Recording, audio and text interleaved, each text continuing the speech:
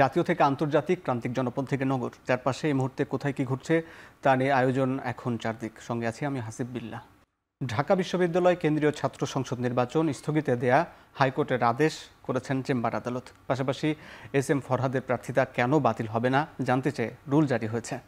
দুপুরে ঢাকা বিশ্ববিদ্যালয় ছাত্র সংসদ নির্বাচন আগামী 30 অক্টোবর পর্যন্ত স্থগিত করে হাইকোর্ট। ডাকসু GS প্রার্থী SM ফরহাদের প্রার্থিতা বৈধতা চ্যালেঞ্জ করে অপরাজেয় 71, অদম্য 24 প্যানেলের মুক্তিযুদ্ধ ও গণ আন্দোলন বিষয়ক সম্পাদক প্রার্থী ফাহমিদা আলমের রিটের শুনানিতে এ আদেশ দেন হাইকোর্ট। ঢাকা বিশ্ববিদ্যালয়ের আইনজীবী শিশির মনির জানান, ছাত্রলীগের পদে থাকার যে তালিকা উপস্থাপন করা হচ্ছে তার সঠিক কোনো প্রমাণ নেই। ফরহাদ 18 সাল থেকেই শিবিরের সাথে যুক্ত। জুলাই আন্দোলনেও তার গুরুত্বপূর্ণ ভূমিকা ছিল। পরে হাইকোর্টের আদেশ স্থগিত করার পর শিশির মনির জানান, কাল পূর্ণ শুনানিতে ফরহাদের প্রার্থিতার বিষয়ে সিদ্ধান্ত আসবে। নির্বাচনের প্রচারণায় কোনো বাধা নেই বলেও জানান তিনি।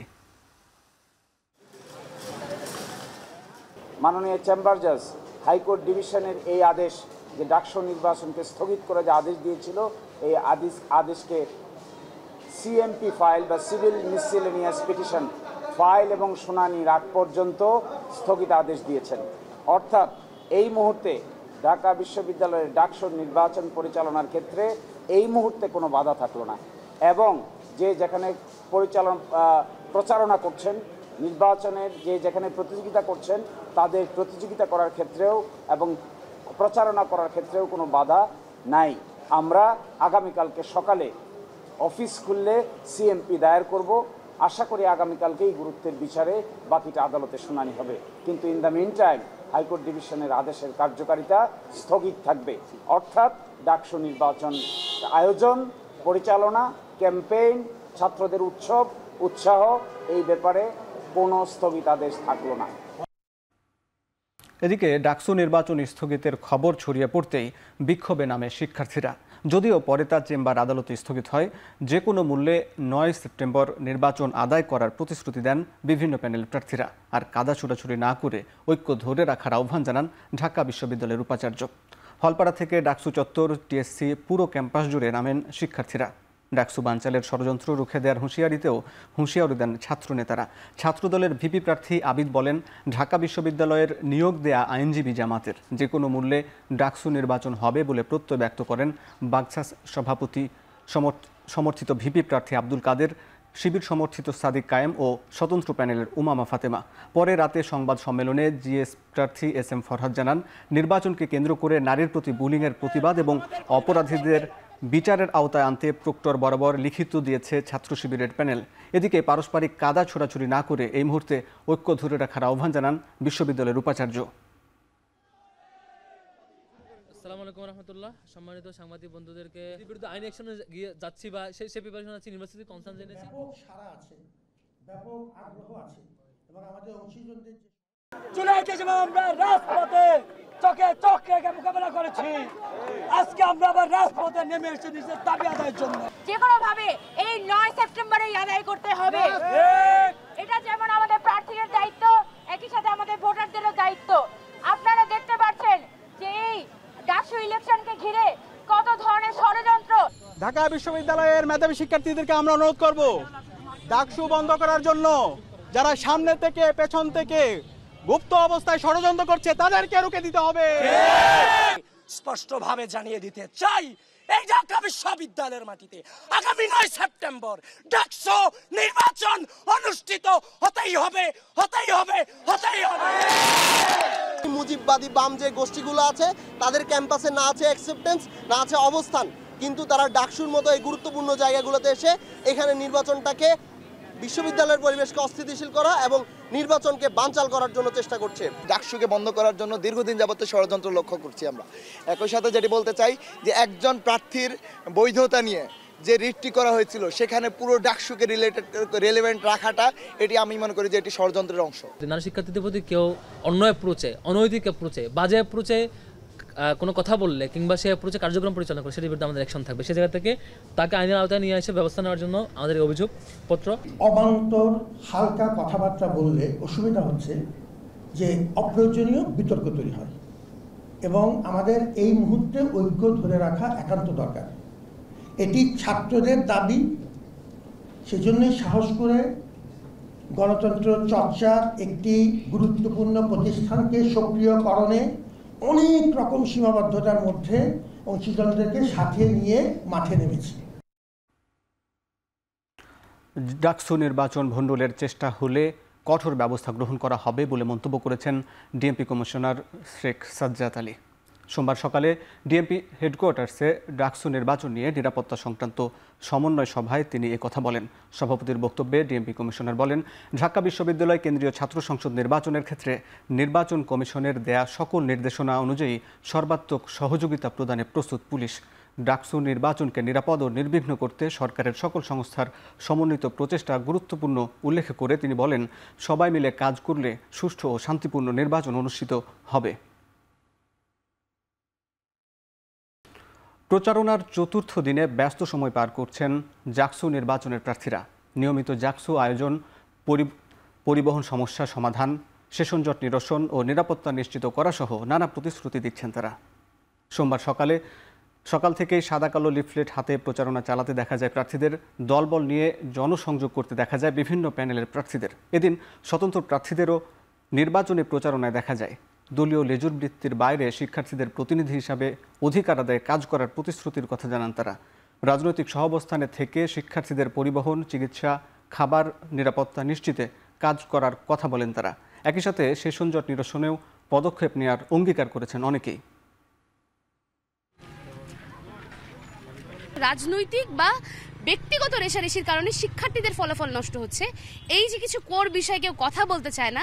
আমি ঠিক এই জায়গা থেকে কাজ করার জন্য শিক্ষা ও গবেষণা সম্পাদকে দাঁড়িয়েছি। ভবিষ্যতে কি কি করব সেই ইশতেহারগুলো আমি বর্ণনা করতেছি। ইশতেহার আমি যে সবাইকে জানিয়ে দিচ্ছি এবং সবার কাছে ভোট আশা করতেছি। আমি আমার মতো করে সোলো মুভ করতেছি এবং আমি যে কয়টা কমিটমেন্ট দিচ্ছি আমি চেষ্টা করতেছি আমি একার জন্য সেটা রাখতে পারি। 144 ধারা ভঙ্গ করে চট্টগ্রাম বিশ্ববিদ্যালয়ে বিক্ষোভ করেছেন নারী শিক্ষার্থীরা। বিকেল 3:30টার দিকে বিশ্ববিদ্যালয়ের শহীদ মিনার সামনে অবস্থান নেন তারা। পরে 144 ধারা ভঙ্গ করে মিছিল বের করে প্রশাসনিক ভবনের সামনে অবস্থান নেয় তারা। এ সময় শিক্ষার্থীদের ওপর হামলায় জড়িতদের গ্রেপ্তার এবং আহতদের চিকিৎসার দাবিতে স্লোগান দেন। সেই সাথে গ্রামবাসীর সঙ্গে বিশ্ববিদ্যালয় প্রশাসনের সমঝোতার অভিযোগ তুলে ঊর্ধ্বতন কর্তৃপক্ষের বক্তব্য প্রত্যাহারের দাবি জানান তারা। এদিকে একই দাবিতে প্রশাসনিক ভবনের সামনে বিক্ষোভ করেন বিশ্ববিদ্যালয়ের দৃষ্টি ও বাক প্রতিবন্ধী শিক্ষার্থীরা। এর আগে তুচ্ছ ঘটনাকে কেন্দ্র করে শনিবার থেকে রোববার পর্যন্ত শিক্ষার্থীদের সঙ্গে জোবরা গ্রামবাসীর দফায় দফায় সংঘর্ষে চট্টগ্রাম বিশ্ববিদ্যালয়ের অন্তত 400 শিক্ষার্থী আহত হন।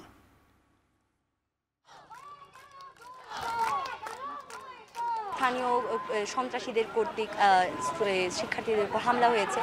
আমরা তাদের সুষ্ঠু তদন্তের দাবিতে বিচার চাই এবং প্রশাসন আসলে গত 1 বছরে যা যা কর্মকাণ্ড ঘটেছে এখান থেকে বোঝা যায় যে প্রশাসন তার কার্যক্ষমতা হারিয়েছে।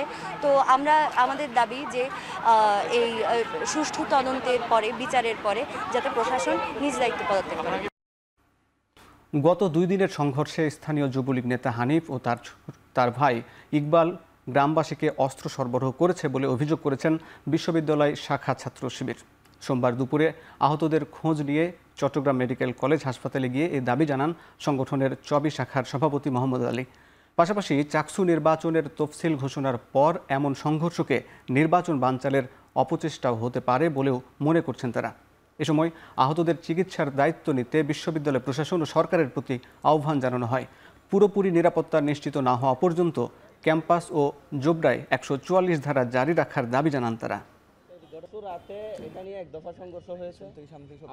এখানকার মূল সমস্যা হতা ছিল এখানকার যুবলীগ নেতা হানিফ এবং তার ভাই ছাত্রলীগ নেতা ইকবাল গং। তারাই এই যে কালকে আপনারা দেখেন যে অস্ত্রগুলো আমাদের শিক্ষার্থীদের ব্যবহার করা হয়, শিক্ষার্থীদের বিপরীতে শিক্ষার্থীদেরকে আহত করার জন্য, এই সকল অস্ত্রের যোগানদাতা ক্যাম্পাস এবং সন্ত্রাসমুক্ত না হবে ততক্ষণ পর্যন্ত আমাদের এই 144 দ্বারা জারি রাখার আমরা আহ্বান জানাচ্ছি। বিশ্ববিদ্যালয়ের ছোটখাটো সমস্যা শিক্ষকরাই সমাধান করতে সক্ষম। সব জায়গায় আইন শৃঙ্খলা বাহিনীর প্রয়োজন হয় না। আলোচনার মাধ্যমে সমাধান সম্ভব বলে মন্তব্য করেছেন স্বরাষ্ট্র উপদেষ্টা লেফটেন্যান্ট জেনারেল মোহাম্মদ জাহাঙ্গীর আলম চৌধুরী। সোমবার দুপুরে সিলেট জেলা প্রশাসকের কার্যালয়ে জেলার সকল ঊর্ধ্বতন সরকারি কর্মকর্তাদের সঙ্গে মতবিনিময় শেষে তিনি এ কথা জানান। তিনি আরও বলেন, সামনে নির্বাচন ঘনিয়ে আসায় আইন শৃঙ্খলা পরিস্থিতি স্বাভাবিক রাখতে সেনাবাহিনীর পাশাপাশি নৌ ও বিমান বাহিনীও মাঠে থাকবে। অনুপস্থিত পুলিশ সদস্যদের বিরুদ্ধে আইনানুগ ব্যবস্থা নেওয়া হবে বলেও সতর্ক করেন তিনি। এছাড়া নুরুল হক নূরের উপর হামলাকে তিনি দুর্ভাগ্যজনক উল্লেখ করে বলেন, এ ধরনের ঘটনা কোনোভাবেই কাম্য নয়। সংক্ষিপ্ত সফরে এসে তিনি সিলেট জেলা ও মহানগর পুলিশ ও র্যাবের কার্যক্রম পরিদর্শন করেন।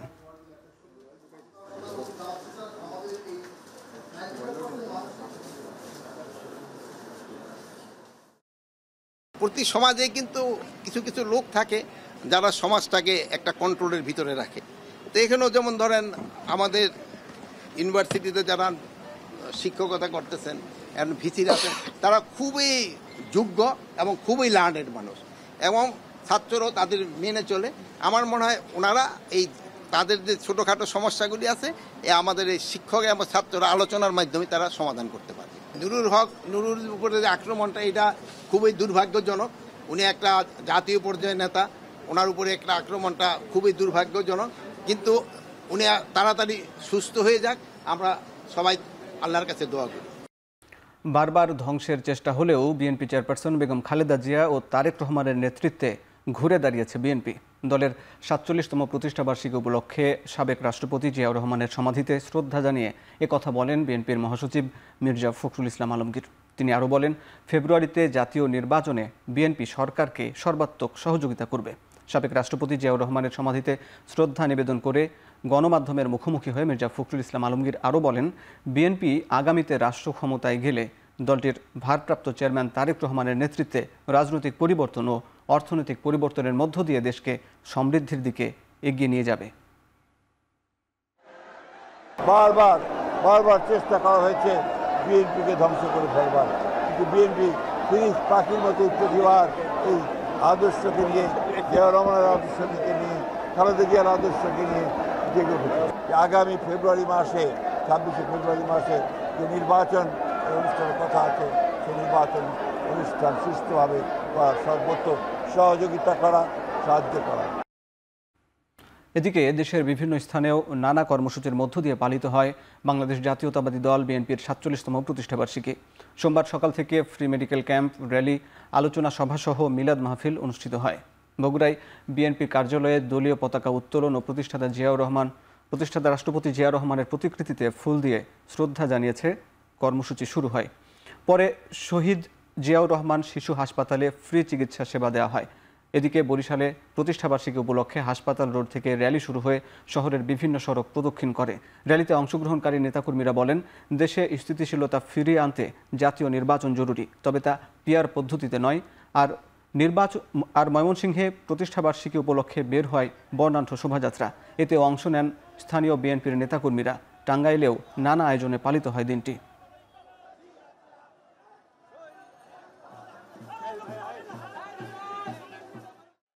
এই নির্বাচনকে কেউ যদি বাধাগ্রস্ত করতে চায়, এই নির্বাচনকে বাধাগ্রস্ত করার অর্থ হলো গণতন্ত্রকে বাধাগ্রস্ত করা। ফেব্রুয়ারির মধ্যভাগের পূর্বেই নির্বাচনের যে ঘোষণা এসছে, সেই নির্বাচনকে প্রতিহত করার চেষ্টা যত ষড়যন্ত্রই দেশ বিদেশ থেকে হোক না কেন, বাংলাদেশের গণতন্ত্রকামী মানুষ জনাব তারেক রহমানকে ইনশাআল্লাহ বাংলাদেশ পরিচালনার দায়িত্ব দিবে। রাজনৈতিক দলগুলোর সৌহার্দ্যপূর্ণ সম্পর্ক ছাড়া গণতান্ত্রিক উত্তরণ এবং সংস্কার সম্ভব নয় বলে জানিয়েছেন এনসিপির মুখ্য সংগঠক সার্জিস আলম। দেশ ও জনগণের স্বার্থে বিএনপি কাজ করবে বলেও প্রত্যাশা করেন তিনি। বিএনপির প্রতিষ্ঠাবার্ষিকী উপলক্ষে সোমবার সন্ধ্যায় গুলশানে দলটির কার্যালয়ে গিয়ে শুভেচ্ছা জানায় জাতীয় নাগরিক পার্টির প্রতিনিধি দল। তাদের সঙ্গে আধা ঘন্টা বৈঠক করেন দলটির মহাসচিব মির্জা ফখরুল ইসলাম আলমগীর এবং স্থায়ী কমিটির সদস্য সালাউদ্দিন আহমেদ।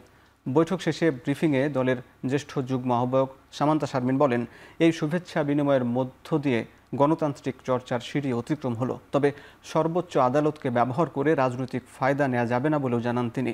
এ সময় বিএনপির স্থায়ী কমিটির সদস্য সালাউদ্দিন আহমেদ বলেন, রাজনীতির মাঠে যত বিতর্ক হোক না কেন, দলগুলোর মধ্যে গণতান্ত্রিক সংস্কৃতি ধরে রাখতে হবে।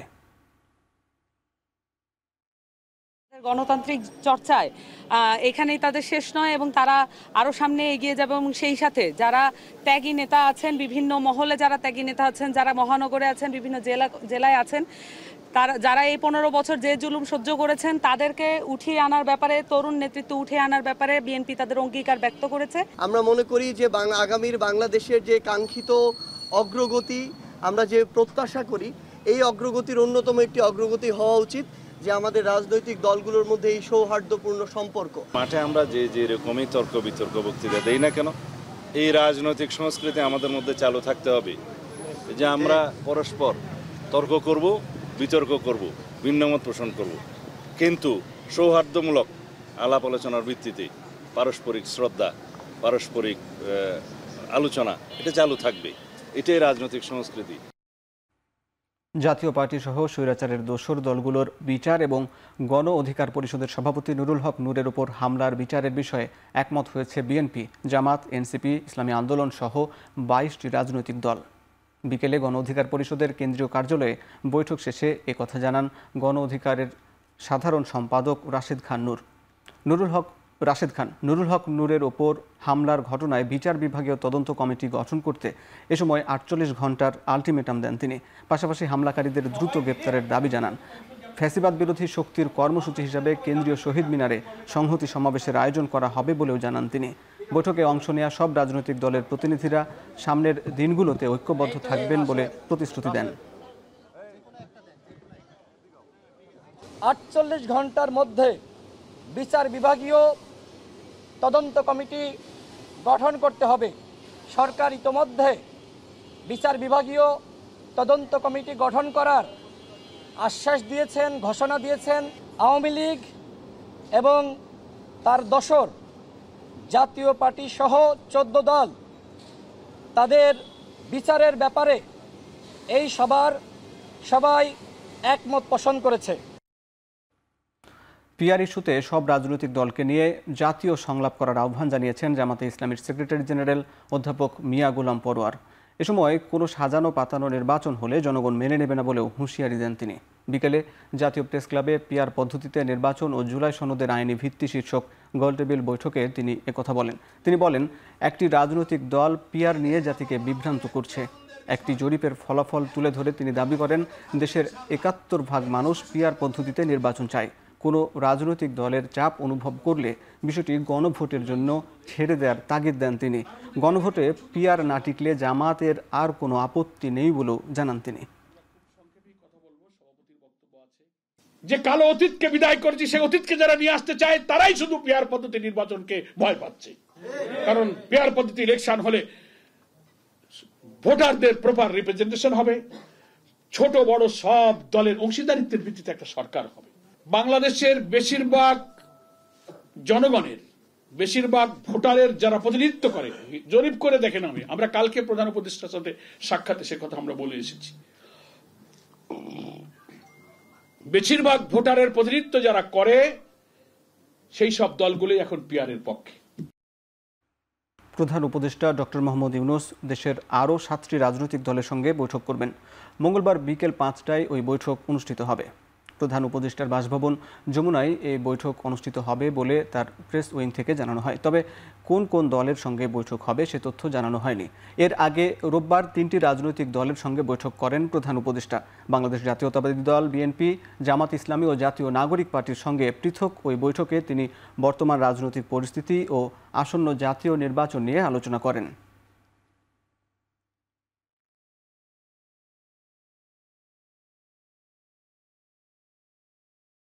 জাতীয় নির্বাচন আয়োজনে কোনো ত্রুটি রাখবে না নির্বাচন কমিশন, যেন এই ইস্যুতে কেউ ইসিকে দোষারোপ করতে না পারে।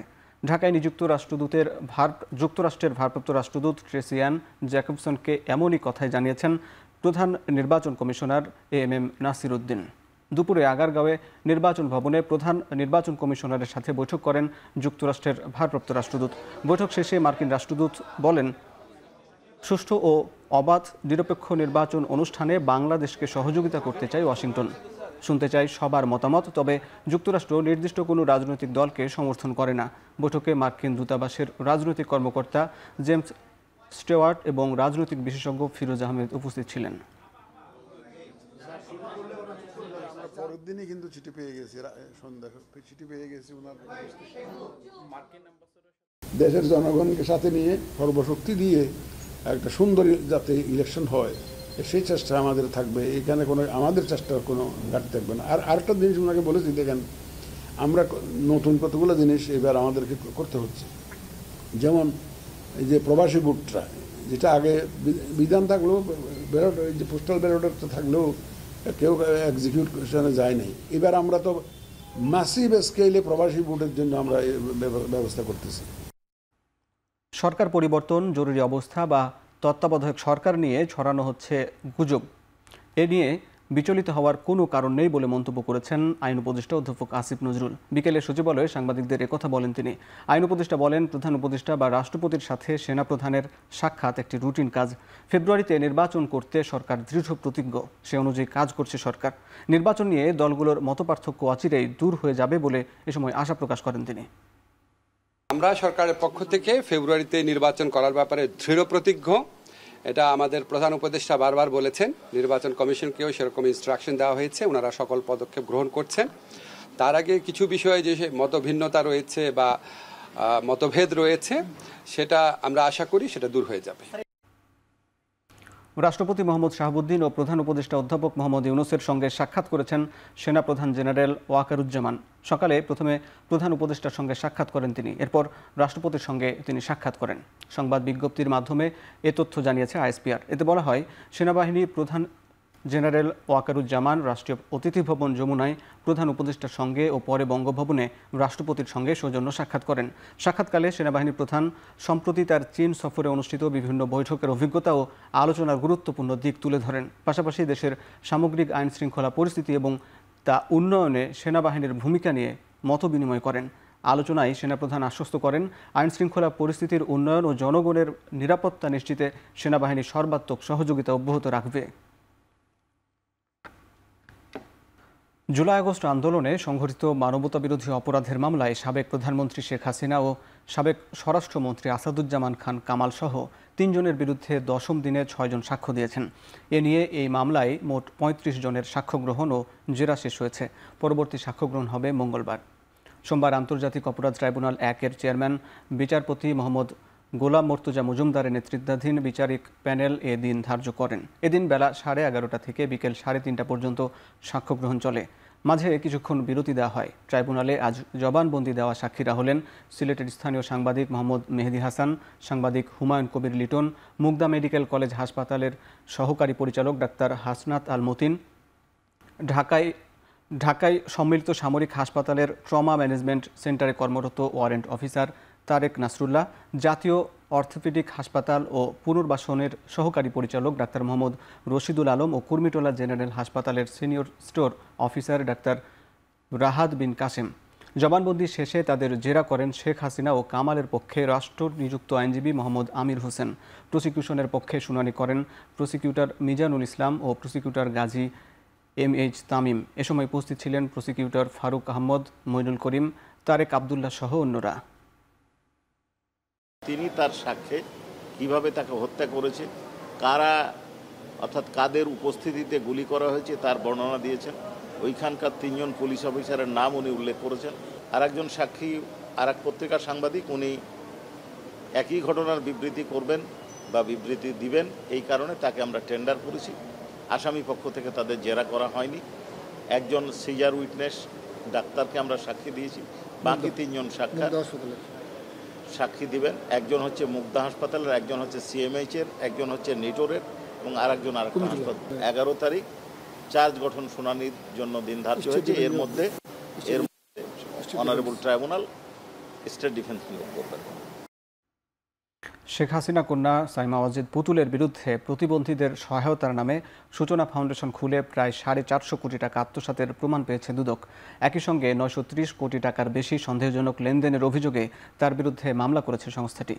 আর অর্থ লোপাটের সহযোগী হিসাবে সাবেক মন্ত্রী, MP, NBR চেয়ারম্যান, ব্যবসায়ী সহ অন্তত 35 জনের সংশ্লিষ্টতা খুঁজে পেয়েছে সংস্থাটি। চলতি বছরের জানুয়ারিতে সাইমা ওয়াজেদ পুতুলের প্রতিষ্ঠিত সূচনা ফাউন্ডেশনের খোঁজে ধানমন্ডির 5 নম্বর রোডে অবস্থিত সুধা সদনে অভিযান চালায় দুদক। এই বাড়িটি সহ সূচনা ফাউন্ডেশন বেশ কয়েকটি ঠিকানা ব্যবহার করলেও কোনোটিতে অস্তিত্ব খুঁজে পায়নি তারা। তবে দৃশ্যমান অস্তিত্ব না পেলেও 7 মাসের ব্যবধানে পুতুলের এই প্রতিষ্ঠানের বিরুদ্ধে অর্থ লুটপাট, কর ফাঁকি সহ বিস্তর দুর্নীতির প্রমাণ পেয়েছে দুদক। তথ্য ও যোগাযোগ প্রযুক্তি মন্ত্রণালয়ের সাবেক সিনিয়র সচিব জিয়াউল আলমকে বৈষম্য বিরোধী হত্যা মামলায় গ্রেপ্তার দেখানোর নির্দেশ দিয়েছেন ঢাকার সিএমএম আদালত। সোমবার সকালে কাফরুল থানার নতুন এই মামলায় গ্রেপ্তার দেখানো হয় তাকে। এর আগে গত 4 মার্চ রাতে চট্টগ্রামের 5 শাইল থেকে সাবেক এই সিনিয়র সচিবকে গ্রেপ্তার করে সিআইডি। তার বিরুদ্ধে জাতীয় পরিচয়পত্রের তথ্য ফাঁস ও বিক্রির অভিযোগ আনা হয়। গত বছরের 9 অক্টোবর রাজধানীর কাফরুল থানার মামলায় গ্রেপ্তার দেখানো হয় তাকে। ওই মামলায় আদালত সাবেক সিনিয়র সচিব জিয়াউল আলমকে 2 দিনের রিমান্ডের আবেদন মঞ্জুর করেন। কক্সবাজার শহরের বাঁকখালী নদীর তীরে গড়ে ওঠা অবৈধ স্থাপনা উচ্ছেদে অভিযান শুরু করেছে বাংলাদেশ অভ্যন্তরীণ নৌ পরিবহন কর্তৃপক্ষ বিআইডব্লিউটিএ। সকালে বাঁকখালীর কাস্তরাঘাট এলাকা থেকে শুরু হয় উচ্ছেদ অভিযান। এ সময় জেলা প্রশাসন, বিআইডব্লিউটিএর ঊর্ধ্বতন কর্মকর্তা সহ পুলিশ, র্যাব ও সেনাবাহিনী সদস্যরা উপস্থিত ছিলেন। অভিযানে এক্সকেভেটরের সাহায্যে গুড়িয়ে দেওয়া হয় 4টি স্থাপনা। 5 সেপ্টেম্বর পর্যন্ত অভিযান চলবে। এর আগে গত 24 আগস্ট বাঁকখালী নদীর সীমানায় থাকা দখলদারদের তালিকা তৈরি করে 4 মাসের মধ্যে উচ্ছেদ এবং দূষণ নিয়ন্ত্রণে ব্যবস্থা নিতে সরকারকে নির্দেশ দেন হাইকোর্ট। নির্দেশনায় বলা হয়, বাঁকখালী নদীর বর্তমান প্রবাহ এবং আরএস জরিপের মাধ্যমে সীমানা নির্ধারণপূর্বক নদীটিকে সংরক্ষণ করতে হবে। এরপর গত 29 আগস্ট কক্সবাজার সফর করেন নৌ পরিবহন উপদেষ্টা।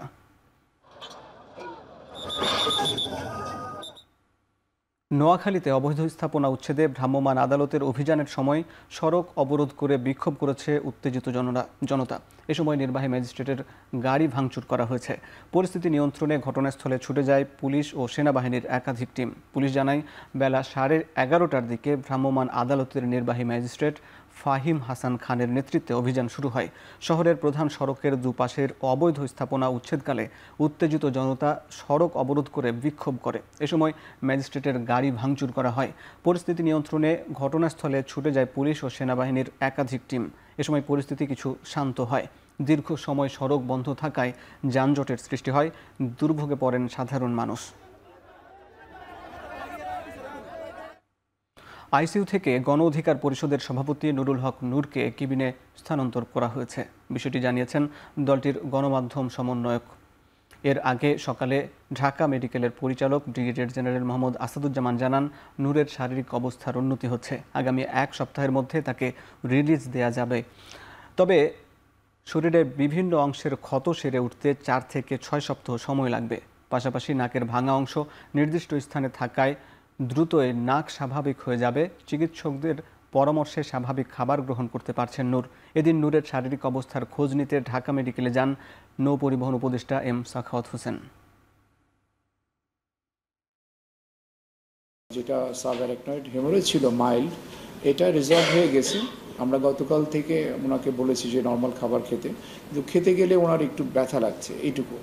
এছাড়া আর এমনি কোনো সমস্যা নেই। আজকে সব ডাক্তাররা দেখেছেন এবং ওনারা মতামত দিয়েছেন তাকে আইসিইউ থেকে কেবিনে শিফট করার জন্য।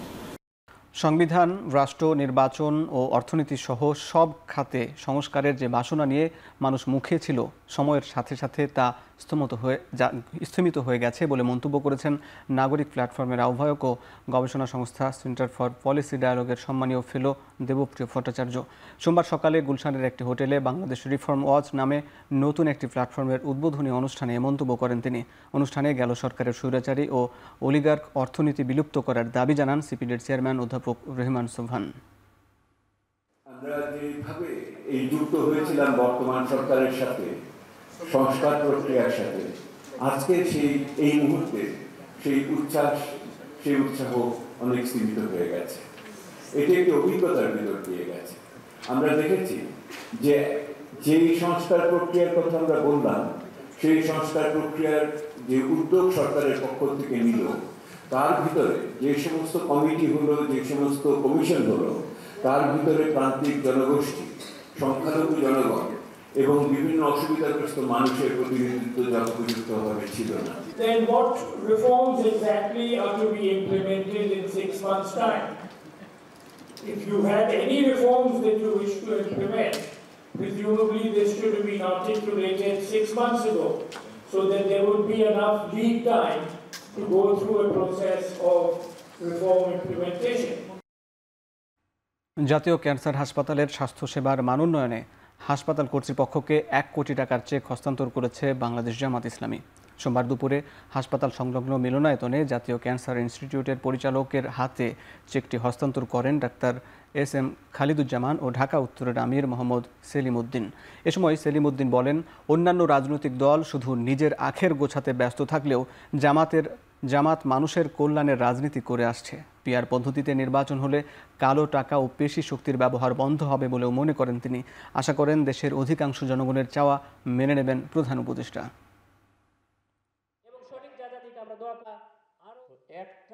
আমরা মানুষের কষ্ট লাঘব করার জন্য আমরা পরিচালকের মাধ্যমে একটা কমিটি করেছি, যেন এই যন্ত্রপাতিগুলো দ্রুত সচল করা যায়, এবং আমাদের একটা সঙ্গের একটা টিম থাকবেন এবং ওনাদের কিছু সহযোগী নিয়ে আমরা এগুলো ক্রয় করে এই স্বাস্থ্য সেবাকে স্বল্প সময়ের মধ্যে বেগবান করার জন্য আমরা একটা উদ্যোগ নিয়েছি। খাদ্য, তারপরে হলো বস্ত্র, শিক্ষা, চিকিৎসা, এই চারটা মানুষের জন্য সহজ হয়ে যাবে। চিকিৎসাকে আমরা আধুনিকায়ন করব, যন্ত্রপাতির কোনো ঘাটতি মনে ওদের 8টার মধ্যে 6টাই নষ্ট, আমরা 8টার মধ্যে 10টা ভালো করব, এমন ব্যবস্থা করব, এটা আমাদের মানে ফার্স্ট অগ্রাধিকারের মধ্যে থাকবে। এবং সরকারি চিকিৎসা আমরা নামমাত্র মূল্যে মানুষকে দেব। পরিবেশ খাতে সচেতনতা তৈরিতে বিশেষ ভূমিকা রাখায় গ্রিনম্যান অ্যাওয়ার্ড পেলেন 3 শিক্ষক ও 3 সাংবাদিক। সোমবার সকালে পরিবেশবাদী সামাজিক সংগঠন সবুজ আন্দোলনের পক্ষ থেকে এই পুরস্কার দেওয়া হয়। এ উপলক্ষে প্রেসক্লাবে আয়োজিত আলোচনা সভায় বক্তারা বলেন, বিভিন্ন সময়ে পরিবেশের ওপর বিরূপ প্রভাব পড়ে এমন অনেক প্রকল্প নিয়েছে সরকার। বক্তারা আরও বলেন, বিভিন্ন সময়ে উন্নয়ন ও পরিবেশকে মুখোমুখি দাঁড় করানো হয়। এই অপসংস্কৃতি থেকে মানুষকে বের হয়ে আসার অনুরোধ করেন তারা। সভা শেষে বিজয়ীদের হাতে স্মারক ও সনদ তুলে দেন অতিথিরা। এবার গ্রিনম্যান অ্যাওয়ার্ড পেয়েছেন এখন টেলিভিশনের রিপোর্টার শম্পা বিশ্বাস, দৈনিক খোলা কাগজের সিনিয়র রিপোর্টার তানজিরুল ইসলাম, বৈশাখী টেলিভিশনের স্টাফ রিপোর্টার শহীদুল ইসলাম পিয়াস, রাজশাহী বিশ্ববিদ্যালয়ের ভূতত্ত্ব ও খনিবিদ্যা বিভাগের অধ্যাপক ডক্টর চৌধুরী মোহাম্মদ সরওয়ার জাহান, জাহাঙ্গীরনগর বিশ্ববিদ্যালয়ের প্রাণীবিদ্যা বিভাগের সাবেক চেয়ারম্যান অধ্যাপক ডক্টর মনিরুল এইচ খান ও Savar cantonment Morning Glory School and কলেজের প্রভাষক মনিকা আফরোজ শিলা। যে গাছের প্রয়োজনীয়তাই বোঝে না, সে ওই পদে কি করে? প্রতিষ্ঠাবার্ষিকীর অনুষ্ঠান থেকে ফেরার পথে মেহেরপুরে বিএনপির 2 গ্রুপের সংঘর্ষের ঘটনা ঘটেছে। এতে অন্তত 10 জন আহত হয়েছেন। ভাঙচুর করা হয়েছে 2টি মোটরসাইকেল। সোমবার রাত 8টার দিকে সদর উপজেলার আমঝুপিতে এ ঘটনা ঘটে। পুলিশের পক্ষ থেকে জানানো হয়, জেলা বিএনপির সাংগঠনিক সম্পাদক লিটন ও সদর উপজেলা বিএনপির সাবেক সাধারণ সম্পাদক সাইফুল ইসলামের সমর্থকদের মধ্যে এ সংঘর্ষের ঘটনা ঘটে। শুরুতে দুপক্ষের মধ্যে ইট পাটকেল নিক্ষেপের ঘটনা ঘটে। এক পর্যায়ে উভয় পক্ষের মধ্যে ধাওয়া পাল্টা ধাওয়া ও সংঘর্ষের ঘটনা ঘটে। এতে দুপক্ষের অন্তত 10 জন আহত হন। খবর পেয়ে ঘটনাস্থলে উপস্থিত হয় আইনশৃঙ্খলা বাহিনীর সদস্যরা। পরে পুলিশ ও সেনাবাহিনীর সদস্যরা দুপক্ষকে ধাওয়া দিয়ে পরিস্থিতি নিয়ন্ত্রণে আনে। অনাকাঙ্ক্ষিত পরিস্থিতি এড়াতে আমঝুপি গ্রামে মোতায়েন করা হয়েছে অতিরিক্ত পুলিশ ও সেনাবাহিনী।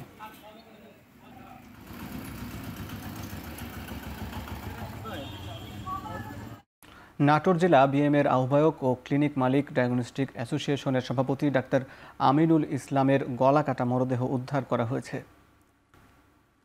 নাটোর জেলা বিএমের আহ্বায়ক ও ক্লিনিক মালিক ডায়াগনস্টিক্স অ্যাসোসিয়েশনের সভাপতি ডাক্তার HM আমিরুল ইসলামের গলাকাটা মরদেহ উদ্ধার করার পর সেখানকার রাজনৈতিক পরিবেশ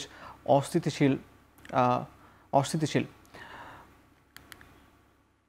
দুপুরে শহরের পুরাতন বাস টার্মিনালের এলাকায় তার নিজ হাসপাতালে জনসেবা হাসপাতালের 3য় তলার একটি কক্ষ থেকে মরদেহ উদ্ধার করা হয়। পুলিশ জানায়, সকাল থেকে হাসপাতালের কর্মচারীরা আমিনুল ইসলামের কক্ষে গিয়ে ডাকাডাকি করে। এ সময় ভিতর থেকে কোনো সাড়া শব্দ না পেয়ে পরে কর্মচারীরা ঘরের দরজা ভেঙে ভিতরে প্রবেশ করে। এরপর ডাক্তার আমিনুল ইসলামের গলা কাটা মরদেহ দেখে পুলিশের খবর দেয় হাসপাতাল কর্মচারীরা।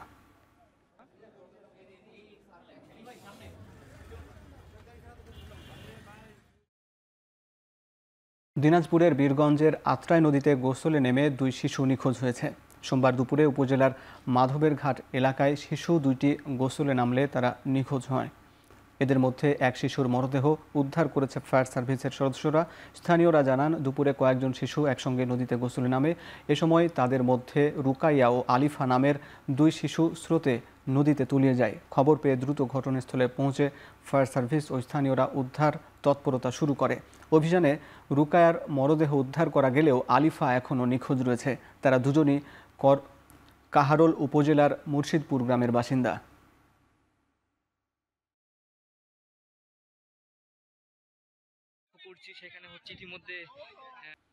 আফগানিস্তানের পূর্বাঞ্চলে 8 মাত্রার ভয়াবহ ভূমিকম্পে 800-র বেশি প্রাণহানির খবর পাওয়া গেছে। আহত হয়েছেন 2500-এর ওপর। দেশটির নাঙ্গরহাব ও কুনার প্রদেশে ধ্বংসস্তূপের পরিণত হয়েছে বাড়িঘর। হতাহতের সংখ্যা আরও বাড়ার আশঙ্কা করেছে তালেবান সরকার। মার্কিন ভূতাত্ত্বিক জরিপ সংস্থা বলছে, রোববার গভীর রাতে পূর্ব পাকিস্তানে ভূমি থেকে 8 কিলোমিটার গভীরে ভূমিকম্পের উৎপত্তিস্থল, যা ছিল নাঙ্গারহার প্রদেশের রাজধানী ও আফগানিস্তানের 5ম বৃহত্তম শহর জালালাবাদ থেকে 27 কিলোমিটার দূরে। এতে কাবুল থেকে পাকিস্তানের রাজধানী ইসলামাবাদ পর্যন্ত 300 কিলোমিটারের বেশি দূরের আবাসিক ভবনগুলোও কেঁপে ওঠে। 2022 সালে পূর্ব আফগানিস্তানে 5.9 মাত্রার ভূমিকম্পে অন্তত 1000 মানুষের প্রাণহানি হয়। 3000 বাসিন্দা আহত হয়েছিলেন, যা গত 2 দশকের মধ্যে সবচেয়ে বড় বিপর্যয়ের ঘটনা।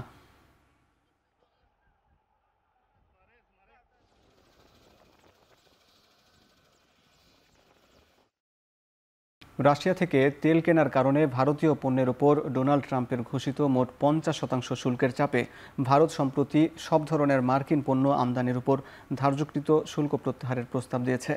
নিজের সামাজিক যোগাযোগ মাধ্যম ট্রুথ সোশ্যালে করা এক পোস্টে এমন দাবি করেছেন ট্রাম্প। পোস্টে তিনি বলেন, তারা সম্প্রতি যুক্তরাষ্ট্রের পণ্যে ধার্যকৃত শুল্ক শূন্যে নামিয়ে আনার প্রস্তাব দিয়েছে, কিন্তু এখন দেরি হয়ে গেছে। এই প্রস্তাব আরও অনেক বছর আগে দেওয়া উচিত ছিল। ট্রাম্প দ্বিতীয় মেয়াদে যুক্তরাষ্ট্রের প্রেসিডেন্ট হওয়ার আগে মার্কিন বাজারে ভারতীয় পণ্যের ওপর ধার্যকৃত রপ্তানি শুল্ক ছিল 15%। গত 20 জানুয়ারি প্রেসিডেন্ট পদে আসীন হন ট্রাম্প এবং এপ্রিলে ওই শুল্ক 25% উন্নীত করেন। পরে রাশিয়ার কাছ থেকে জ্বালানি তেল কেনার দায়ে চলতি আগস্টের প্রথম দিকে ভারতের ওপর আরও 25% শুল্ক আরোপ করেন ট্রাম্প। এর ফলে ভারতের ওপর ধার্যকৃত শুল্কের পরিমাণ পৌঁছায় 50%। 39%, we're going to charge them 20%, so we're charging them essentially half. অক্টোবরের প্রথম সপ্তাহে বিসিবি নির্বাচন অনুষ্ঠিত হবে। নির্বাচনের সার্বিক প্রক্রিয়া সুষ্ঠুভাবে সম্পন্ন করার জন্য গঠন করা হবে 3 সদস্য বিশিষ্ট নির্বাচন কমিশন। অন্যদিকে বিপিএল এর মার্কেটিং পার্টনার হিসাবে মার্কিন প্রতিষ্ঠান RMG-কে সবুজ সংকেত দিয়েছে বিসিবি। চুক্তি সম্পন্ন হয়েছে সাইমন টফেলের সঙ্গেও। তবে 3 সেপ্টেম্বরেই শেষ বিসিবি জুলিয়ান উডযাত্রা। সিলেটে সাধারণ সভা শেষে বিসিবির সিনিয়র সহসভাপতি নাজমুল আবেদিন ফাহিম সম্ভাব্য নির্বাচনের তারিখ ঘোষণায় স্পষ্ট, শিগগিরই নতুন পরিচালনা কমিটি পেতে যাচ্ছে বিসিবি। অক্টোবরের প্রথম সপ্তাহে ইলেকশন অনুষ্ঠিত হবে। সেটা প্রেসিডেন্টের উপর ছাড়া হয়েছে নাম রেকমেন্ড করার জন্য, বাট 3 সদস্য বিশিষ্ট একটা ইলেকশন কমিশন গঠিত হবে এবং আমার ধারণা আমরা হয়তো 2-1 দিনের মধ্যেই সেটা জানতে পারবো। পোস্ট মার্কেটিং কনসালটেন্টিং ফার্ম হিসেবে AMG-কে অ্যাপ্রুভ করা হয়েছে। AMG one of the leading marketing farm এবং বিসিবি